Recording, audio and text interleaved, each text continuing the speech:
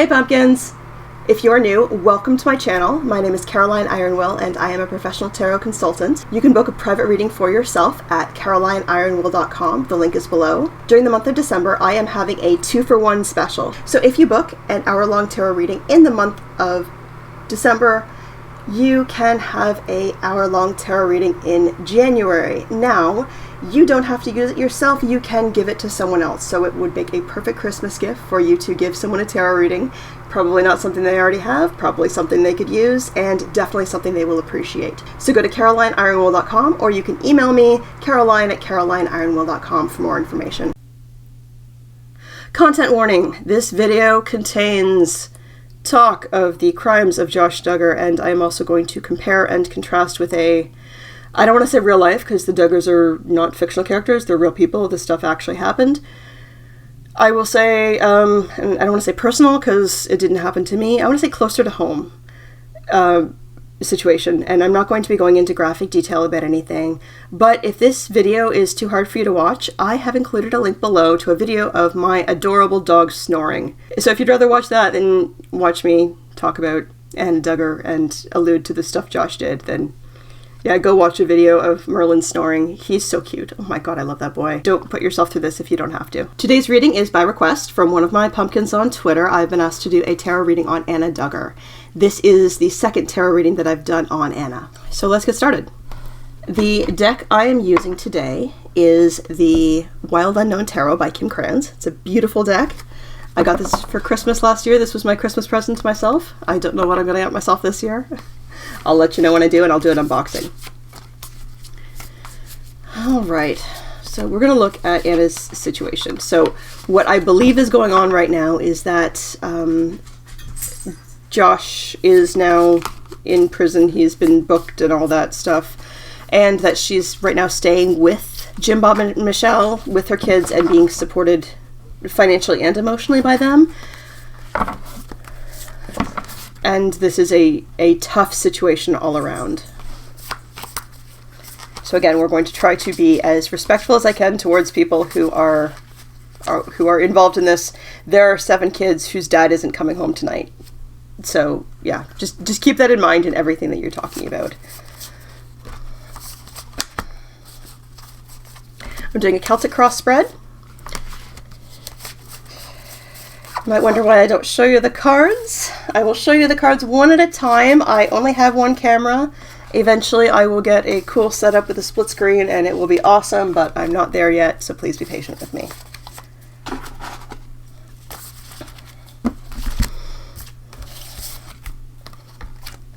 Yep, that doesn't surprise me. Nor does that. Oh, Anna.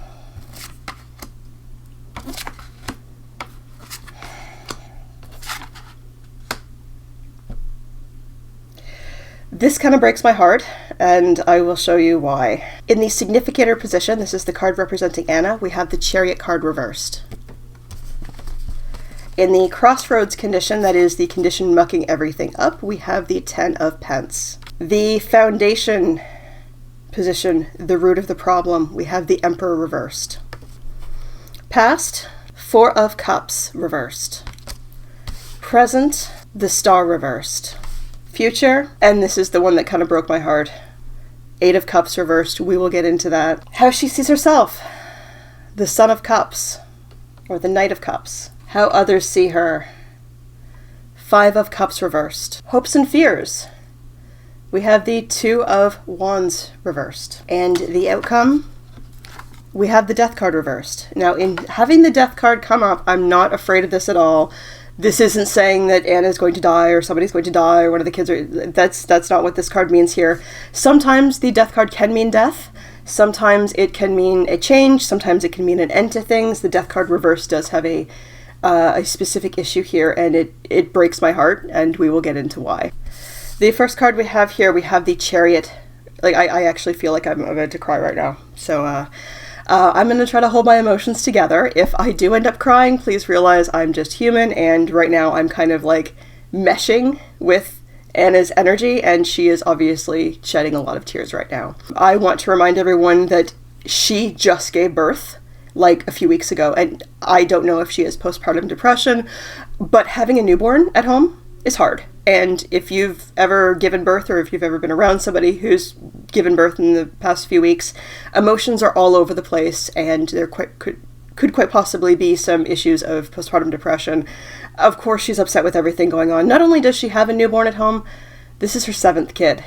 And I know when I had just one newborn at home, because I only have one child, I was an emotional wreck. I can't imagine having 6 other children to take care of and have a newborn. So just, if any of the emotional stuff going on, let's not be pressuring Anna to make any decisions right now, because holy crap, newborn, 6 older kids, husband is now not present and won't be present for many years. Yeah, big emotional stuff going on. So let's just give Anna a little bit of a break right now. So the Chariot reversed. Upright, this is a card about being in complete control of your life. This is a card about really just being able to be in the driver's seat. Chariot is a vehicle. This is reversed. She has no control of her life. And it's not even just her feeling like she's out of control. She has no control, and she can't make any decisions. And I say that because, I mean, everyone is like, well, why doesn't she just leave? Or why doesn't she just this? Or why doesn't she just that? It's because of this. 10 of Pence. This is old money. This is in-law money. This is the fact that she is a single mom with 7 kids and has no formal education and has no work experience and just had a newborn. I know that other countries vary throughout the world. In Canada, we give moms a year, 12 months of mat leave, and sometimes sometimes dads will take part of that. There's absolutely no shame in that. As long as the kid is loved and safe, it doesn't matter who is the stay-at-home caregiver. We are not getting into that right now. So yeah, money is a big issue, and it's not a matter of like, oh, she's just staying so she can get rich or just staying so she can get inheritance. This is survival, and this is also how money is being used to control her. Because, yeah, she's being supported right now, her and her 7 kids, by Jim Bob and Michelle. Well, by Jim Bob, because Michelle doesn't have her own income either. If she leaves, she's destitute with 7 children. And so this old tradition, this old money, these family ties are keeping her tied, because she only has that support, only has her kids taken care of, her kids having a roof over their head, and her kids having food in their belly and clothes on their backs, if she stays with Jim Bob and if she doesn't divorce Josh. Because if she leaves Josh, her kids have nothing. And yes, there are options. Yes, there are women who leave with the clothes on their back and you know, do just fine. Remember also that if you're a woman who has left a situation, I've left a domestic abuse situation, and you know, my kid was grown and lives with her dad, so it's hard to leave just on your own. I'm not saying that Josh does ABUSE, and I'm just saying that this is an unhealthy situation. Certainly there's emotional and psychological ABUSE going on from the church going on here. It's really a rock and a hard place. And when people are saying, why doesn't she think about her kids? Why doesn't she try to protect her kids? She's looking at it from, my kids need food, my kids need shelter, my kids need a roof. And that's why she is at least physically standing beside Josh, even if emotionally she isn't there. It looks to me like emotionally, she is beaten down and done. Emotionally, she's disgusted. And you might hear the conspiracy theories of, oh, well, you know, it's because Biden was elected and he was set up and it was somebody else. Deep down, she knows. She knows. And she can't say anything.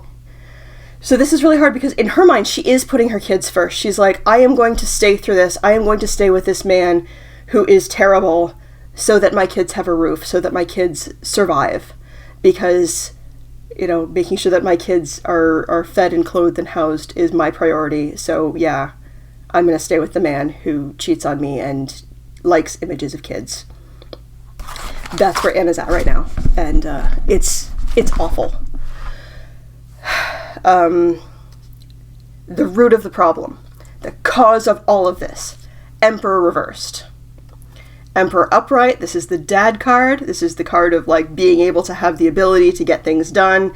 This is a card of being very physically present and being able to do things. This is reversed. This is Josh. Anna's in this situation because of Josh. We can say that it's the religion or it's this or that, but not all men in this religion are like this. And I think that you see with other men who are involved in the, and I'm saying religion, what I mean is the IFB and the Institute for Basic Life Principles. I'm not trashing Christians. There are many lovely Christians out there who don't believe this stuff, and I support anyone having a healthy relationship with... No, really, I accept Christianity as not being a cult. However, I think that the Institute for Basic Life Principles are a cult, and I do think that the IFB, the Independent Fundamentalist Baptist churches, are ripe for abuse. If you are a fan of the Preacher Boys podcast, Eric Skorzinski talks a lot about how these churches kind of set things up for predators to go free and for women to experience awful stuff. So that's kind of where we're at. This is all to do with Josh. There are good men in the IFB too. I'm not saying that every man who's involved in this or every man who's involved in Gothard's church is like this, because I think that there are some of the other Duggar men, some Jim Bob and Michelle's other kids, who seem to be stand-up men. And I don't know them personally, but I'm not seeing any red flags coming from... I mean, there's red flags in terms of some of their beliefs, but I think that, John David and Josiah, they seem to be decent guys. They're not, as far as I know, going on the internet and looking at this stuff. This is Josh. And I know I have even made some tweets about this being Jim Bob and Michelle's fault. No, this is Josh's fault. It really is. And so that's an apology that I make. Adults are able to make their own decisions about that kind of stuff. He knew it was wrong and made steps so that he wouldn't get caught because he knew it was wrong. It's not like you know something's wrong and then you kind of forget and do things anyway, like when you catch yourself gossiping and you know you're not supposed to.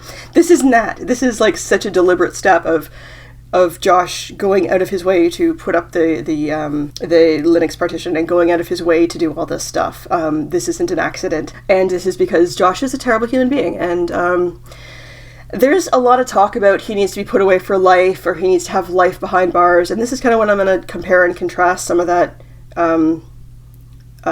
closer to home stuff I know about. Josh was not convicted about what he did to his sisters. What he did to his sisters was wrong, and he should have been held accountable for it. However, Jim Bob and Michelle don't see a difference between a crime and a sin, and as far as they are concerned, he sinned, and he said he was sorry, and he asked for forgiveness, and therefore he is forgiven, and that is why Josh was welcome back and Jill was not. Now, I know there's other things going on there, but long and short of it, Jill is not repentant. And in their religion, all sin is equal. So looking at pictures of kids on the internet that are inappropriate is the same as getting a tattoo, is the same as, for Jim Bob, wearing pants, is the same as, robbing a bank. All these, it's because it's not, a crime is an offense to society, a sin is an offense to God. And how do you offend God? But apparently getting a tattoo or women cutting their hair or all these things that the Bible says are sins, and if you repent from your sin, then you are justified, and it's like it never happened. So Josh repented and Jill didn't, and that's the difference. Josh was convicted of computer crimes. He was convicted of 2 computer crimes. I've heard some talk that because one crime is worse than the other, then you can't be convicted for both. I don't know the details on that. Emily D. Baker, I'll leave her channel below, can tell you all about that. I know she has a video about it. I haven't seen it yet because I've been busy. That's what he is in jail for, is computer crimes. He is not in jail for hands-on crimes. An ex-boyfriend of mine, I dated him maybe 15 years ago. He was a lovely man, really. His father did awful hands-on stuff from the time my ex was 8 and his younger sister was 6 up until, basically for almost a decade. And my ex's dad got 5 years.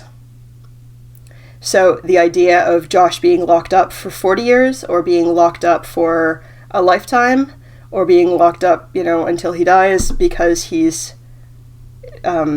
committed a computer crime? Probably not. And I'm not trying to lessen the seriousness of this, because what he did was serious, and hands-on crime is far more serious, is what I'm saying. And men, especially men who are convicted for the first time, and women too. I shouldn't just say men, because women do. Although men are more likely to commit these crimes, women do them too. People who are convicted of these crimes tend to not get a super, super huge sentence when it's their first time. And even though Josh did confess and admit to crimes against his siblings, the statute of limitations passed, and so that was used as evidence to establish a pattern of behavior that he tends to prefer people in this age group. It was not about what he did when he was a teenager. He was charged with the 2 crimes that were computer crimes. So just get that straight. And so him being put away for 40 years, or him being put away for life because of this computer crime, which, yes, is serious, probably not. Okay, so the root of this problem, I'm going to edit this down a bit, but I'm at like 18 minutes. The root of this problem is Josh Duggar is a piece of shit. That's it. This is why Anna is in this position. And I wish that she had some autonomy to leave right now. I wish that she had a better husband. I wish so many things for her. I wish that she didn't have to make these decisions about whether to stay and accept money to support her kids or be free of this. Sometimes freedom is having too many choices, and she is someone who's never had those choices. I had to leave a domestic violence situation. I didn't have my kids I have one daughter. She's an adult. She lives with her dad. It was hard for me, and I have survival skills, and I'm stubborn, and I have a voice to speak up for myself, and I have a support system of people who were there for me. So that's me as a strong, stubborn, independent feminist who had trouble leaving a situation like that. So just imagine someone who essentially had an arranged marriage and was married away, someone who has been told that this is all her fault, someone who has 7 kids who are dependent on her for survival, someone who has been raised to think that that forgiveness is automatically given when you say sorry. These are all the things that Anna's dealing with to leave. So she has never had to make a decision to be strong for herself. And it's really a lot. It's a lot. Like, a lot. So give her a minute. Passed. 4 of Cups reversed. Often when I see this to me is like about, dreaming, or dreaming is in like having ambitions and goals. And this is like Anna's never been allowed to have goals. Anna's never been allowed to have dreams. And that's kind of part of why she is where she is because she's never been able to define where she wanted to go. Someone has always taken her by the hand and led her where she's supposed to go. And I see that as being so sad, because I think that if she had an idea, like little kids, when you hear them talk, that they, have ideas of how they want their marriage to be, or if they even want to get married, or what they want their careers to be, where they'd like to go to college, where they'd like to, how many kids they'd like to have. She was never asked those questions and didn't know that she could answer them. So if she had goals, if she had a dream, if she had visions of where she wanted her life to be, I think that she could start to aim it in a direction that she liked, but because she never was asked those questions, she didn't know that she could answer those questions. The present. This breaks my heart. We have the star reversed. Star upright. This is the light at the end of the tunnel. This is, hope. Anna feels hopeless right now. Anna feels very hopeless right now. Of course, I can't medically diagnose anybody. I do have a degree in psych, but it's just a degree. I'm not a doctor. I'm not a psychologist. I would really hope that Anna is able to seek some medical help. I know that her faith is against getting medication, getting therapy, anything like that. Anna feels very trapped and feels like she can't choose. Even if it was a matter of staying married to Josh and being able to go to heaven, it's not about her. She's not thinking about her. She's thinking about her kids. Why then, you're probably asking, did she abandon her kids and go shack up with Josh while she was at the custodian's house? Well, I'll tell you. Because she needed to give the veneer that she was standing by Josh. Because Josh said, leave the kids with mom and dad and come to me. And she didn't have a choice. So she needed to look during court and before court like she was standing by Josh, even though she probably wanted to puke. This is the one that breaks my heart.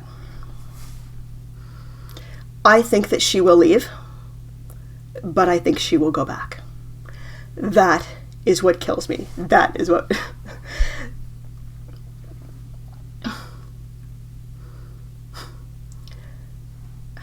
Upright, I see this as the difficult decision to walk away, and this is the difficult decision to return.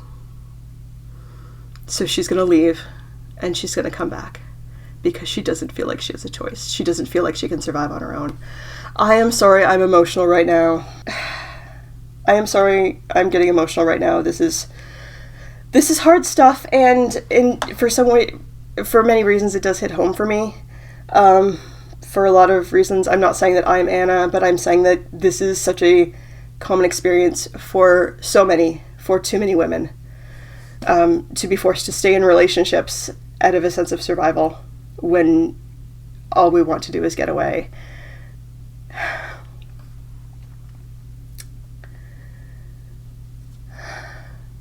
How she sees herself with the Son of Cups.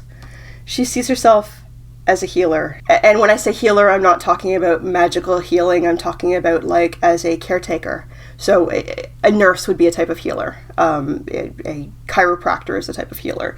So she sees herself in that way. And as a mother, of course you see yourself that way.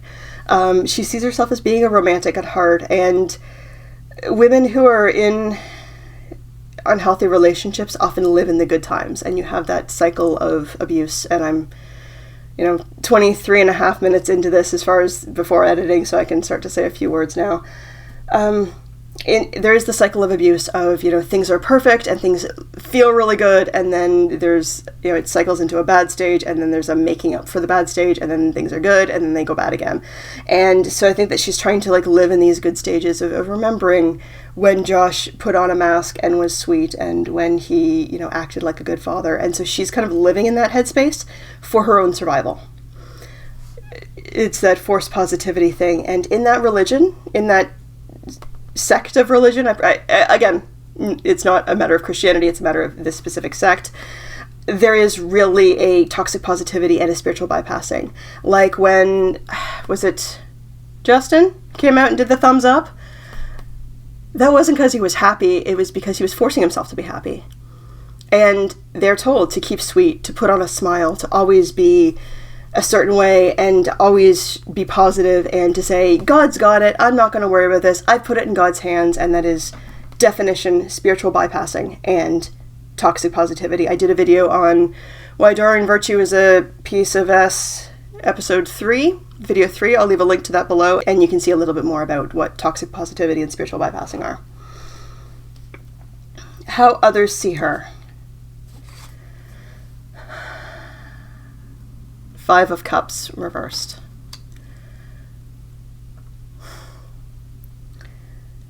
As I talked about the toxic positivity and about her being and about their ideas in faith of putting on a smile, she's very good at that. And she's been very good at that for 13 years, 14 years, something like that.